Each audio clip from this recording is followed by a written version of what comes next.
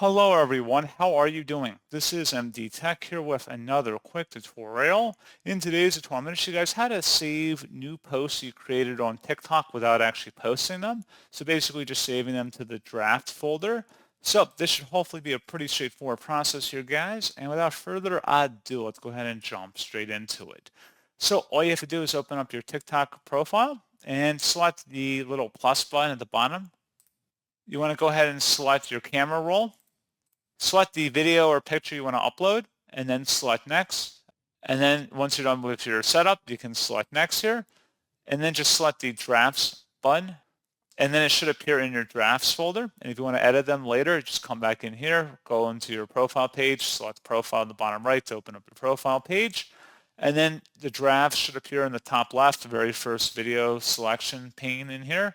And you can go ahead and edit your draft in here and just by selecting the video, and you should be able to edit it and then post it if you want. Select the post button when you're done, and that's all you have to do. So pretty straightforward process, guys, and as always, thank you for watching. I do hope I was able to help you out, and I do look forward to catching you all in the next tutorial. Goodbye.